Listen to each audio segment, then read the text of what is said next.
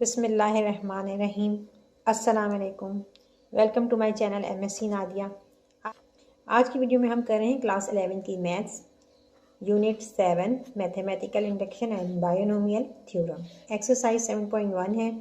Question number 1 का part 1 और 2 मैं अपनी लास्ट लेक्चर में आपको समझा चुकी हूँ और आज के लेक्चर में हम इसका थर्ड पार्ट करने जा रहे हैं। तो प्रूफ करना है हमें यहाँ पर। टू प्रूफ, अब इसमें देखें इस प्रोपोजिशन के अंदर जनरल टर्म जो है ये है 3n-2। अगर किसी ने मेरा फर्स्ट लेक्चर नहीं देखा है तो वो मेरा फर्स्ट लेक्चर देख ले, उसमें मैंने जनरल टर्म जो है वो एक्सप्लेन किया है। तो इसमें जनरल टर्म 3n-2 है।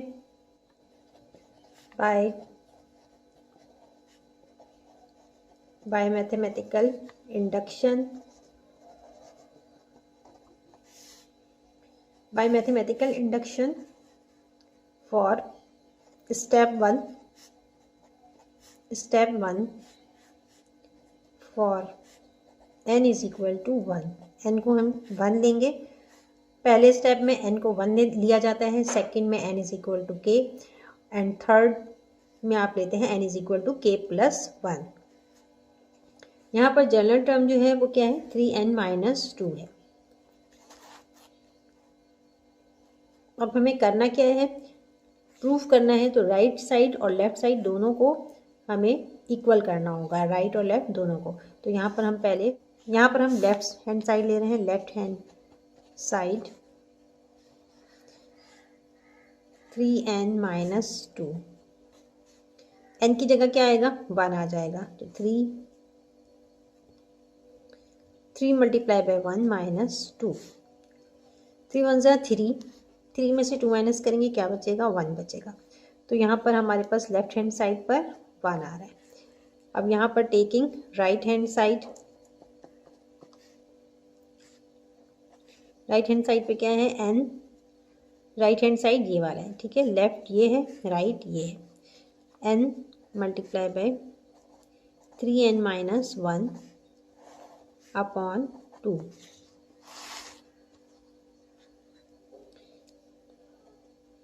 n यहाँ पर हमने 1 लिया है तो यहाँ पर 1 आएगा। 3 मल्टीप्लाई बाय 1 - 1 डिवाइडेड बाय 2। अब यहाँ पर आपको क्या करना है, पहले 3 को मल्टीप्लाई करना है। 3 1 ज़ा 3, 3 में से 1 माइनस करेंगे 2 बचेगा। 2 1 से मल्टीप्लाई होगा, 2 1 ज़ा 2, क्या आ रहा है 2 अपॉन 2। 2 1 ज़ा 2, 2 1 ज़ा 2। क्या आपके पास आ रहा है राइट हैंड साइड पर 1 आ रहा है, राइट हैंड साइड पर 1 आ रहा है। तो यहाँ आप लिख सकते हैं कि so left hand side is equal to right hand side. Left hand side जो है वो राइट हैंड साइड के बराबर है। तो ये जो प्रोपोजिशन हमने लिया है n इज इक्वल टू 1, ये ट्रू है। अब इसके बाद हमने स्टेप 2 है इसका। स्टेप 2 में क्या लेते हैं हम, assume the given proposition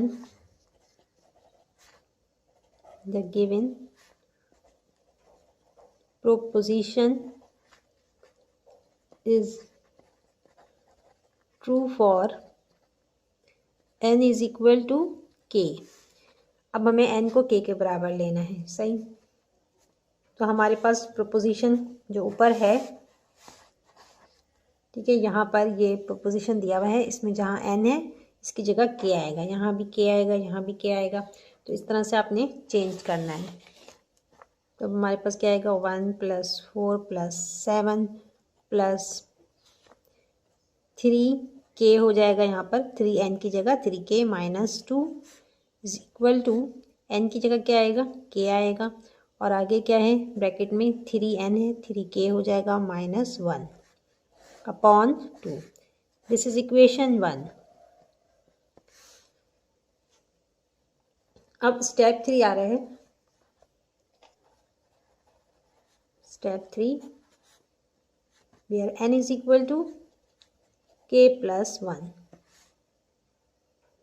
ठीक है, हम करने क्या जा रहे हैं कि हमें लेफ़्ट साइड और राइट साइड को इक्वल करना है। यहाँ पर ये बात समझ लें कि लेफ़्ट और राइट को इक्वल साबित करने के लिए हमें n को k+1 लेना है। जनरल टर्म है हमारे पास 3n-2। अब यहाँ पर हम क्या लेंगे, k+1 को पुट करेंगे, n की जगह k+1 लेंगे।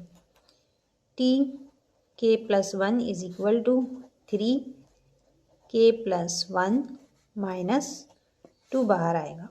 अब यहाँ आप मल्टीप्लाई कर लें 3 को k+1 से, 3 1 3, 3k प्लस 3 1 3 -2। तो अब आपके पास क्या आ रहा है, यहाँ पर मैं आगे लिख देती हूँ। यहाँ पर 3 में से 2 माइनस करेंगे 1 बचेगा, तो 3k+1 आ गया। ये जो आपके पास आया है इसको आपने ऐड करना है इक्वेशन 1 में। Add 3k+1 on both side of equation 1। Equation 1 कौन सी है, ये ऊपर मैंने मार्क किया था इक्वेशन 1, इसमें आपने पुट करना है 1 + 4 + 7 7 + 3k -2 और इसमें आपने प्लस करना है तो प्लस कर देते हैं 3k+1 is equal to, right side पे क्या है k, 3k -1/2, k bracket 3k -1/2 और अब आपने लेफ्ट पे ऐड किया, राइट पर भी ऐड करना है, तो प्लस 3k+1।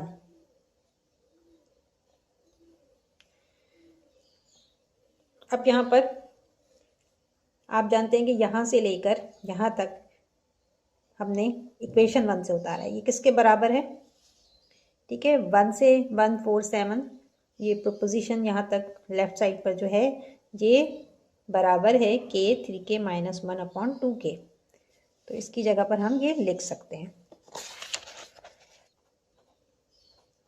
3k -1/2 और अब ये कहाँ से, यहाँ से लेकर यहाँ तक, इसकी जगह पर ये आ गया। अब क्या बचा, plus 3k+1 is equal to, यहाँ भी सेम वही आ रहे हैं k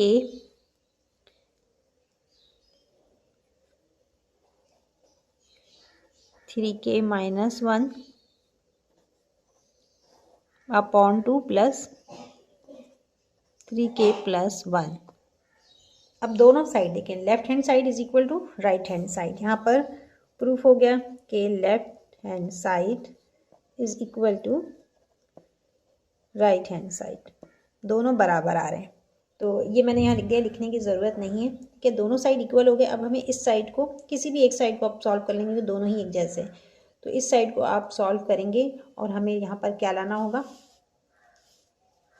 इक्वेशन 1 में राइट साइड जो है, ये जो है जहाँ पर k है यहाँ पर k+1 आए, तो एंड में हमारे पास जो आएगा वो क्या आएगा, हमें प्रूफ करना है लास्ट में k जो है वो क्या बन जाएगा, k+1 और 3k की जगह 3k+1 -1 डिवाइडेड बाय 2।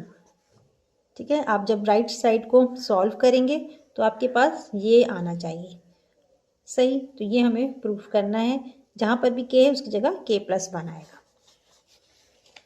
तो यहाँ अब ये राइट साइड पर जो है इसी को हम सॉल्व कर लेते हैं। अब यहाँ पर आप देखें तो k जो है वो मल्टीप्लाई हो रहा है 3k -1 से, तो k यहाँ पर मल्टीप्लाई हो जाएगा तो क्या हो जाएगा, ये 3k² हो जाएगा। तो यहाँ लिखेंगे 3k² -k 1 k आ जाएगा अपॉन 2 प्लस 3k+1 आएगा। अब आप क्या करेंगे, यहाँ पर आपने इन दोनों के दरमियान प्लस की साइन है, एलसीएम लेना है, ठीक है, यहाँ पर क्या है 1 है, तो अब आपने एलसीएम निकालना है। यहाँ पर एलसीएम क्या आएगा, 2 और 1 का 2 आएगा, 2 1 ज़ा 2, 1 को 3 के स्क्वायर माइनस के से मल्टीप्लाई करेंगे, सेम आएगा 3 के स्क्वायर माइनस के, दरमियान में प्लस की साइन आ रही है, 1 2 ज़ा 2, तो 2 को मल्टीप्लाई करेंगे 3 के से, 2 3 ज़ा 6, 6 के प्लस 2 1 ज़ा 2। अब यहाँ पर देखें आप, माइनस प्लस माइनस, 6 के में से के माइनस करेंगे 5 के बचेगा, तो यहाँ उतारेंगे 3 के स्क्वायर प्लस 5 के प्लस 2 अपॉन 2। अब आपने क्या करना है, इसको आपने फैक्टराइज करना है। तो इसके फैक्टर कैसे मालूम करेंगे, मिडिल टर्म को ब्रेक करेंगे। मिडिल टर्म क्या है, 5 के, ठीक है। तो यहाँ पर आप देखें 2 को 3 से मल्टीप्लाई करेंगे, 2 3 ज़ा 6, 6 के स्क्वायर आ रहा है, ठीक है। और 2 में 5 को प्लस करेंगे तो क्या आएगा, 5 के। इस तरह से आपने मिडिल टर्म ब्रेक करनी है। तो यहाँ पर 3 के स्क्वायर प्लस 2 के प्लस 3 के प्लस 2 अपॉन 2, ठीक है। 2 3 ज़ा 6, के और के स्क्वायर आएगा, 6 के स्क्वायर, और 2 में 3 प्लस करेंगे 5 के, तो 5 के आ रहा है। अब यहाँ पर आप कॉमन ले लें, कॉमन यहाँ पर के कॉमन है, के को बाहर कॉमन निकाल लिया, यहाँ क्या बचेगा, 3 के बचेगा, 3 के। अच्छा देखिए यहाँ पर 3 है, मैंने 2 के ले लिया, ऐसे करें 3 के को पहले ले लें और 2 के को बाद में, ताकि कॉमन आसानी से निकल सके। तो यहाँ पर हम 3 के ले लेते हैं और इधर 2 के ले लेंगे। अब यहाँ पर क्या कॉमन आ रहा है, 3 के कॉमन आ रहे हैं, तो 3 के बाहर ले लिया, अंदर क्या बचा, के प्लस 1, और यहाँ पर सेकेंड में कॉमन क्या है, 2 कॉमन आ रहा है, तो बाहर हम 2 ले लेंगे, 2 ले लेते हैं बाहर, के बच रहा है यहाँ पर, और इधर 1 बच रहा है, के प्लस 1 डिवाइडेड बाय 2। अब यहाँ पर के प्लस 1 आ रहा है, के प्लस 1 लिखेंगे पहले, के प्लस 1, दोनों तरफ के प्लस 1 है, और यहाँ पर दूसरा क्या आ रहा है फैक्टर, 3 के प्लस 2, 3 के प्लस 2 अपॉन 2। अब अभी भी देखें जो हमें चाहिए वो अभी नहीं आया है, सही। यहाँ पर हमें लाना क्या है, के प्लस 1 माइनस 1 लाना है, ठीक है। जबकि यहाँ पर क्या आ रहा है, 3 के प्लस 2 आ रहा है, ठीक है। अगर हम 1 को तोड़ भी दें, माइनस माइनस प्लस, 1 में 1 प्लस करेंगे 2, तब भी ये नहीं आ रहा जो हमें चाहिए, ठीक है। दोनों की साइन माइनस हो जाएगी, एक प्लस और एक माइनस चाहिए। तो अब हम क्या करेंगे कि यहाँ पर हम अगर 3 में से 1 माइनस कर दें तो 2 बच रहा है, और 3 कॉमन निकल आएगा। तो कैसे ले लेंगे, के प्लस 1, 3 के प्लस 3 माइनस 1, ठीक है। चूँकि हमें यहाँ पर कॉमन निकालना है, के प्लस 1 चाहिए, तो के प्लस 1 लाने के लिए हम क्या करेंगे कि यहाँ पर 3 में से 1 माइनस करें, प्लस माइनस माइनस, 3 में से 1 माइनस करेंगे, क्या आ रहा है, प्लस 2 आ रहा है, वापस यही आ रहा है। और इस तरह से ब्रेक करने से हम कॉमन निकाल सकते हैं, ठीक है। तो यहाँ 3 कॉमन निकल आएगा, के प्लस 1 बचा और माइनस 1 बचा, अपॉन 2 है। आगे आपने क्या करना है, के प्लस 1, यहाँ 3 कॉमन आ रहा है, 3 बाहर निकाल लें, और क्या बच रहा है, के प्लस 1 1 माइनस 1। इस तरह से इसको ब्रैकेट में लिख लें अब आप, ठीक है। ये आपने 3 कॉमन बाहर निकाला है, तो इसलिए इसको ब्रैकेट में क्लोज करेंगे, divided by 2।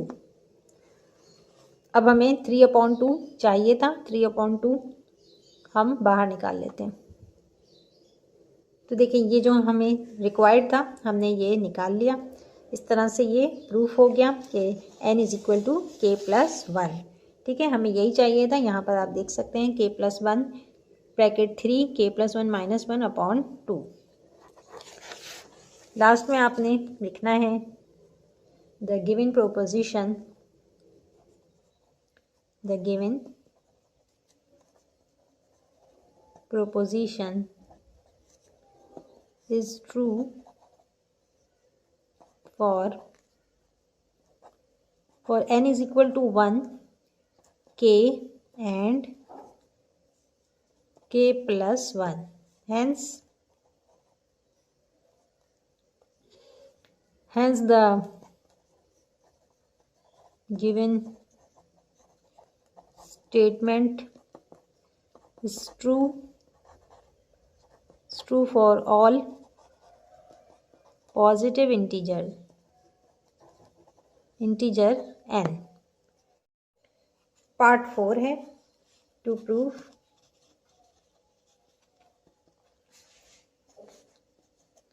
Bye mathematical induction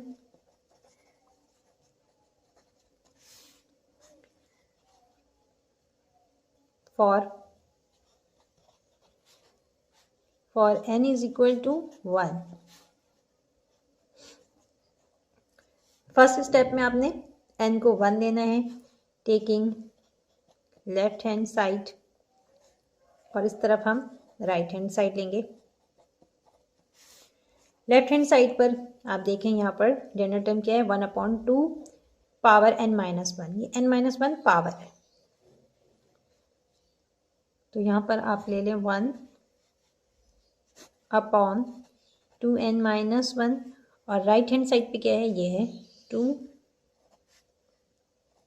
1 power n। n की वैल्यू हमने यहाँ पर क्या ली है, 1 ली है, तो जहाँ पर n है वहाँ 1 आएगा। 1/2n, n की जगह क्या आएगा, 1 आएगा, 1 - 1। 1 में से 1 माइनस करेंगे क्या आएगा, 0 आएगा, तो 1 की पावर क्या आ रही है, 2 0, जिसे 2 नॉट भी कहते हैं, ठीक है। और आपने अलजेब्रा में पढ़ा होगा x नॉट किसके बराबर होता है, 1 के बराबर होता है। तो x नॉट हो, 2 नॉट, 3 नॉट, ये सब की जो है वैल्यू क्या होती है, 1 के बराबर होती है। तो यहाँ पर क्या आएगा, 1/1। आंसर क्या आ रहा है आपके पास, 1 आ रहा है, ठीक है, 1 आ रहा है। अब यहाँ का सॉल्व करते हैं, 2 1 - 1/2 पावर n की जगह क्या आएगा, 1 आएगा, ठीक है। तो यहाँ पर 2 की पावर 1 है, 2 ही आएगा, ठीक है। इसका आपने क्या करना है, एलसीएम लेना पड़ेगा। 2 यहाँ 1 के नीचे क्या है, 1 है, 1 और 2 का एलसीएम 2 ही आएगा। 1 2 = 2, 2 1 = 2, 2 1 = 2, 1 1 = 1। 2 में से 1 माइनस करेंगे क्या आएगा, 1/2 आएगा, ठीक है। यहाँ पर आएगा 2, ये लिख लीजिए, और ब्रैकेट में क्या आ रहा है, 2 में से 1 माइनस किया, 1 बचा, 1/2। ये 2 और ये 2 कट रहा है, ठीक है। तो क्या आ रहा है आपके पास, ये 2 और ये 2 कट गया, 1 आया आपके पास। तो यहाँ पर क्या आ रहा है, so right hand side is equal to 1। Left और राइट दोनों बराबर आ रहे हैं, तो left hand side is equal to right hand side.